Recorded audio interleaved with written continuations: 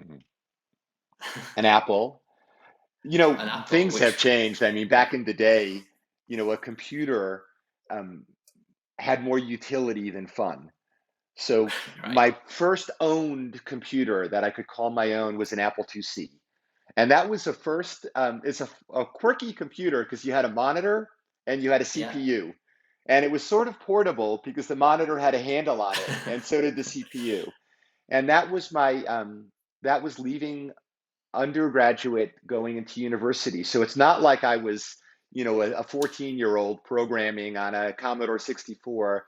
I was more athletic. The first orientation to a computer was as a tool, as utility. But I was intrigued by, dismantling because even in undergraduate, the research I would do, I used a mainframe computer with a dumb Right. terminal and JCL.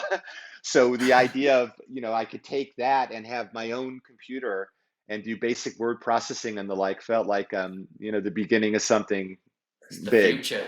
like that.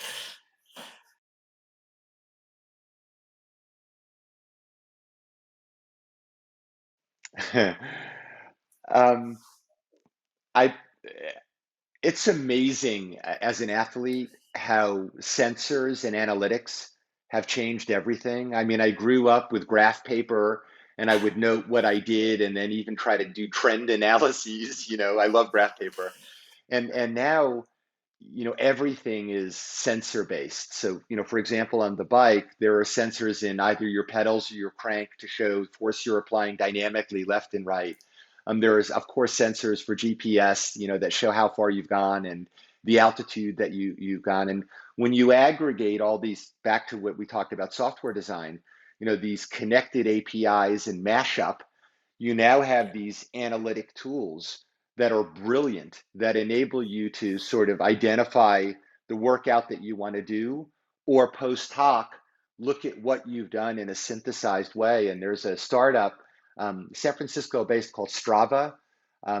that is a fun sort of social platform that does beautiful aggregation. So it's, there's a little bit of the narcissism of other folks seeing that you've ridden and given kudos on that. But to me, the magic of taking all of this data and aggregating it in a way that is consumerized and pleasurable is really, really cool.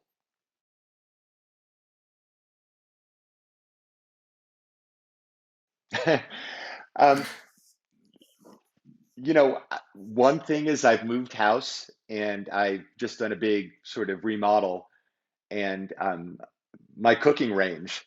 Now I Oh, know right. again when you talk about an oven, you wouldn't call it a tech purchase, but to me, still there's quality in hardware and there's quality in digital. And it's Yeah. German Miele or Miele, just beautiful industrial design coupled with intuitive, efficient electronics makes for Yeah. something that is a showpiece. And I think the art of physical product design should live long, and then coupling it with digital. So I'd call that a tech purchase.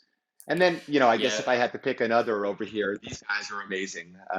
Apple has done a really great job with these sound quality and the way they fit. And yeah, there's a lot of technology inside that we might not appreciate, but makes them pretty brilliant.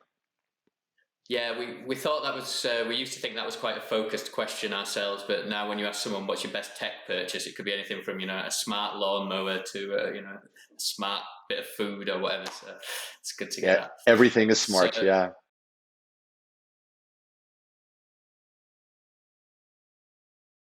Mm.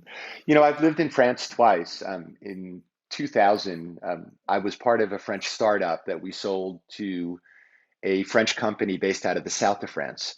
So I lived in outside of Aix-en-Provence, and okay, I adore Provence. Living in the Bay Area here in the peninsula, as we say, has that same climate, but it's a little bit faster paced and more connected to technology. But there's something remarkably romantic about the south of France. I also lived in Paris for 3 years, and that is not. I'm less of, I know you're a Londoner. I'm less of Yeah. a city guy than I am a country guy. I love, in fact, at this point in my life, I'm actually looking at where another home in the world might be. And yeah, probably not to sort of go back to what I know, and I've traveled to a lot of places. The south of France is really special, more Provence than Côte d'Azur. Okay.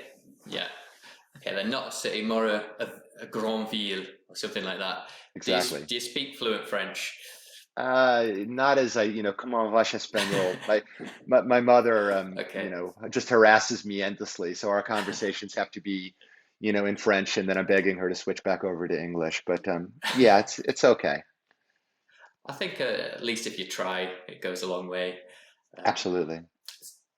and then we've got our own patented concept, Room 202. It's got nothing to do with George Orwell's Room 101, but it is similar in that, if there was a piece of technology that you had to get rid of from the world and put into Room 202, what would it be?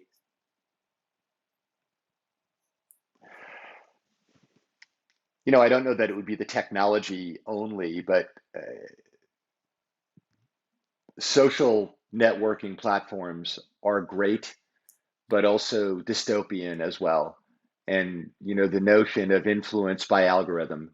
I mean, it's one thing to have a business model that, sticks something up in front of me based on my behaviors and profile, which is intrusive, but it's another to, have a framework that enables misinformation to be propagated. And I have friends who work at Facebook at the executive level, and I'm not picking on any given Twitter, Facebook, and the like, but the way that propaganda used to be, leaflets dropped from a plane. Um, that's bad enough, but the ability through the pervasiveness of the internet to spread bad is a virus itself. So I wouldn't say, stop social networks. I would just, there does need to be a form of regulation about how we use technology. And, tech for good, purpose driven, all of the good is good.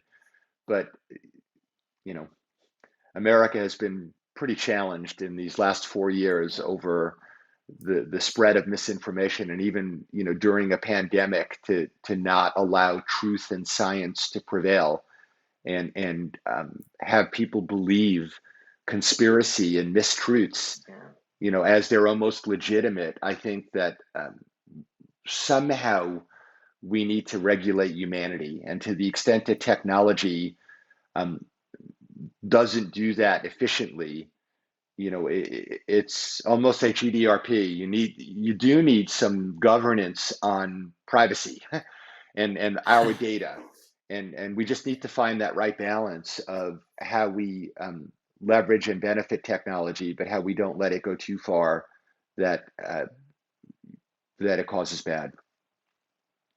Yeah, that's a great way of looking at it, and I'd love to get rid of that as well, that aspect of it. And then our final question, always very important for us, is what's your favorite keyboard shortcut? I'm basic. Control copy. I Oh, you can't get away sorry, from the I'm classics. not a copycat, but I just, I like to reuse, and yeah, that's probably by frequency, it's definitely the one that's on top. Of course, there's V on the other side of C, but we know that. Yeah, yeah. The younger brother of Control C. But there you go. Brilliant. Hmm. Jerome, it's been amazing talking to you. I could talk to you all day, but I know you've got other things to do with your time than just chat to me. But thanks for being on the show. And I really hope we can speak to you again sometime soon. Yeah, thank you. And I just applaud Concise for creating this platform to put this together. I've worked with them a set of times, and yeah, really, really great group. And I think that this is a sort of benevolent platform, not looking at it in any advertorial way, just trying to get perspectives out there. So good for you for doing this, and good for them for supporting and hosting. Thank you very much. Speak to you soon. Okay, cheers. Bye bye.